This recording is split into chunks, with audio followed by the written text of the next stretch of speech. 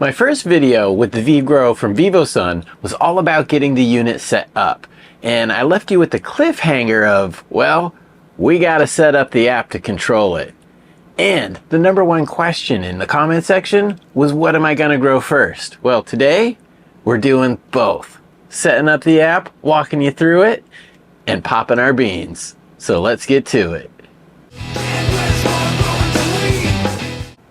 Alright, the first thing we will go through is the app and how to use the VGrow box connected to your phone.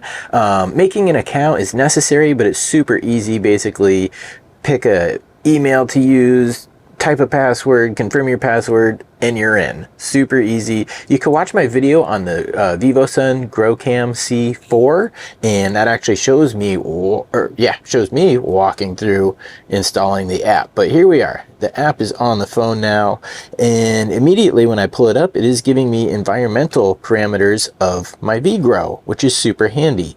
This is all real time. So the inside temp of my box, 74.6, humidity 6.5. The 1.0 kPa, that's my VPD, kPa, kilopascals. But outside, so in my lung room, it's a 75.1. Ooh, 75.2. Did you see that? It just updated. See, that's how real time this thing is. I wonder if my breath's making it more humid in here. But yeah, 62% in the room. And there's a couple features here. I can control the lighting. I can control the circulating fan and the exhaust fan all from here. I'm going to go into actually a history. This will kind of tell you, like, garden at a glimpse. This is my last week. Gives you all the cool stats here, kind of the averages, charts it out for you. So if you love details, again, really cool because you can keep track of it. And I always like this stat down here. It says your garden status is better than 91% of users. So, okay, 8% of users, I'm coming for you. But this is the garden at a glimpse, and it will break it down even more. Perhaps I'll do a video on the detailed analytics this box will provide, but let's just go in and start changing things. As you saw, I kind of scrolled down and my devices are here. Got my camera, got my V-Box. I'm going to click on my V-Box, and immediately the first screen that comes up, you can kind of choose here. You can toggle what you're dealing with here with the icons along the top, but the first one here is grow light. Now I've got mine set to 30% light sensitivity here. You can actually adjust it, and we'll see as I move it up there. Ooh, so it just got a little bit brighter because I'm sitting right next to the VGrow, but I'm going to bring it back down and you'll notice it get a little bit dimmer. See, that's how easy it is to control your VGrow from your phone. Spectrum, okay, again, and maybe we'll go in for a closer look, but it has the 3 different spectrums. We'll see if this shows up here. So seedling, a little bit bluer, veg adds in some red, and the flowering kind of drops that blue. And you can see that all represented right here in the par curve. But by default it was on seedling, and by default it was on vegetative, but we're going to be doing seeds. So let's just switch that over to seedling right now. Start time, you can adjust this to any time that you want. The on duration, again, I got mine doing an 18.6. Just spin the wheel. You can set it to whatever you want. But my seedlings, again, they're going to go 18.6. That's just the on duration, off duration of the light. And there is a sunset, sunrise feature. So that is kind of the light tab.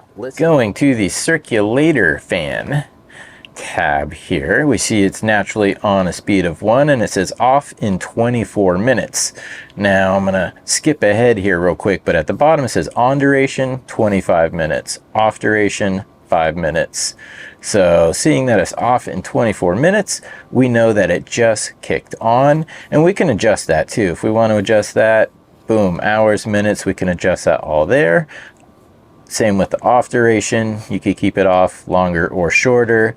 I'm just going to leave it with the default for now. Again, we're starting seedlings, so I'm not too worried about these things, and we'll be able to adjust it based off of what the real parameters are when we have a vegetative growing plant in there. The start time though, 4 o'clock, that's kind of when everything happens. Natural wind mode could kind of mimic more gusts and breezes versus just a steady constant. You can play around with that if you like. Speed, this is where you're going to set it. Again, right now the circulator fan is set to 1.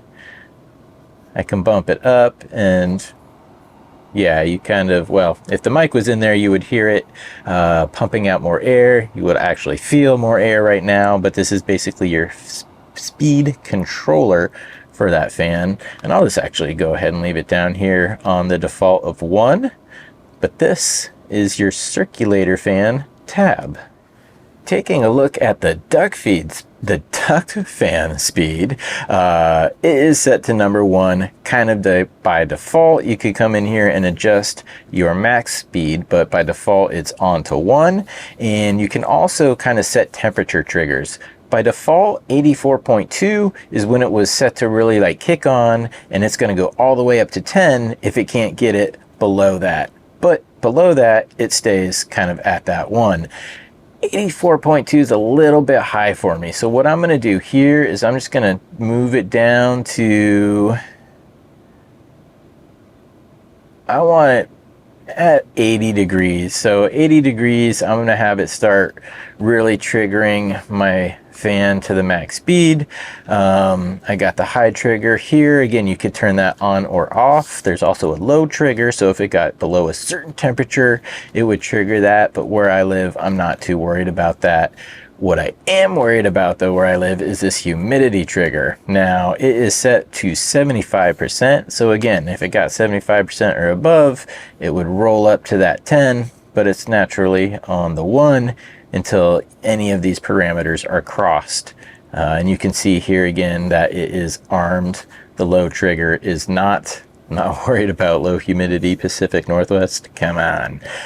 But it, again, by default, it's at 75%. I do want to move that lower. If my humidity gets above 60, I'm just going to say 65%.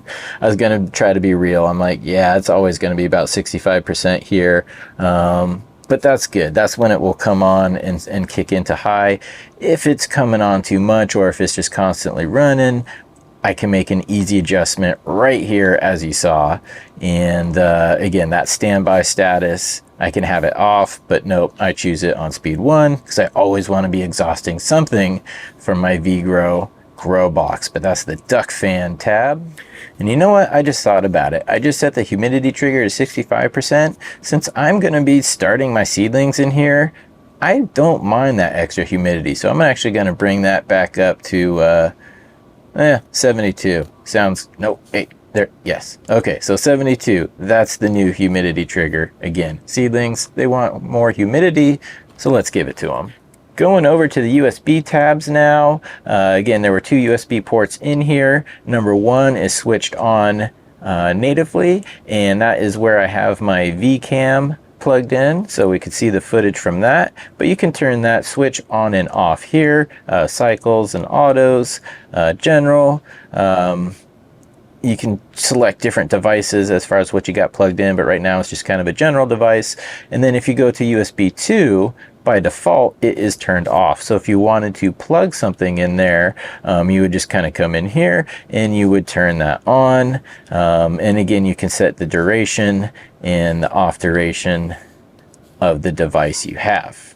But that's just a quick look at the different controls from the control panel. But you'll notice up here too, there's also log. And I kind of mentioned the data earlier, but here you go. You have different temp, humidity, VPD charts you can look at. You could track it by the hour. You could track it by the day.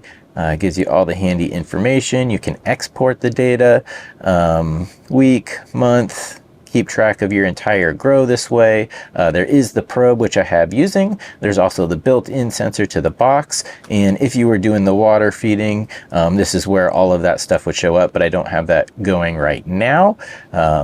Yeah, guys, data lover's dream. If you're into it, it's all in that log thing there. But back to control. This is where you can change anything about your grow in this VGrow box, from the road, from a restaurant, from your living room chair.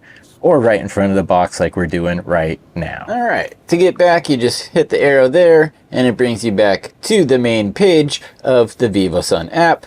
You exit right there and boom, that was a tour of the technological side of setting up the VGrow Grow Box. Now, the other super important question you guys have been asking for, and yes, this is a dirty sponge, but it cut the glare off of the phone, and this next thing, because your question of what am I gonna run first? Kaboom, I am gonna run some Westport Posse, and this is from TWINPEAKS Cannabis. Now, Westport Posse, you might recognize that guy on the front. It's Andre the Giant back there. It's a play on the Obey. Anyways, you probably know it. If you do, bonus cool points to you.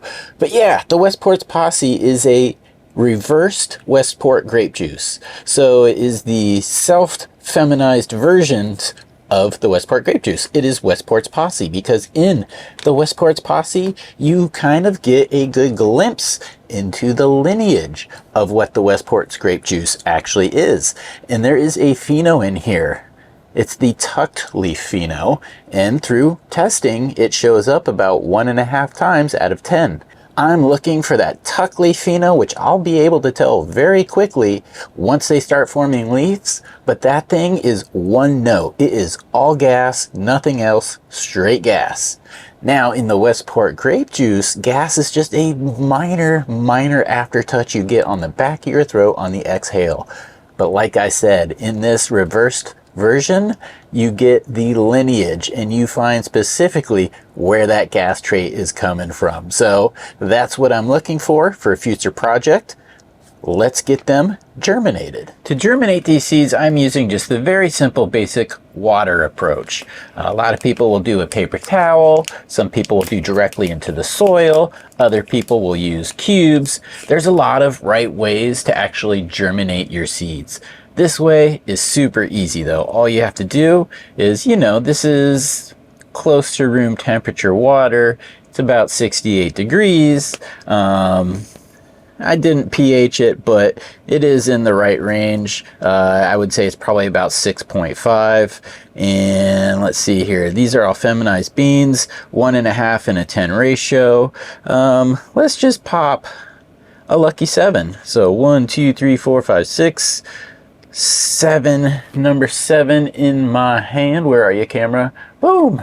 Let's just pop them in the water. And there we go. Now we wait. And while we wait, it only makes sense we move them over into our VGrow Grow Box from Vivosun. It's gonna grow up nice and tall in here. Welcome to your future home, Westport Posse. And for a bird's eye constant view, I've got my V-cam right here, and it's giving me the view, so I'm gonna know as soon as something happens. Check this out. As I said, from the road, from the restaurant, from your living room couch, this is the view from my GrowCam C4. Isn't that rad? I can see what's going on in here, and I can pretty much tell if they've germinated and cracked from anywhere in the world. This is freaking rad. So there you go. Setting up the app was super simple. It gives you really amazing control from anywhere if you have your phone and an internet connection. I guess I should add that in there. But yeah, guys, this is the VGrow from Vivosun. Use my discount code to save a little bit of money when picking up this or any other gear from Vivosun. But stay tuned to follow this grow. We're gonna see what we get out of that Westport Posse. Again, I'm looking for that tuck leaf pheno, that all gas pheno, and we're gonna see if we find it together. So stay tuned here on the Chad Westport YouTube channel. You can find my gear, you can find collectibles over on chadwestport.com. But yeah, I really appreciate you guys watching this video, and if you have any questions, leave them in the comments. But until the next time, remember to party on.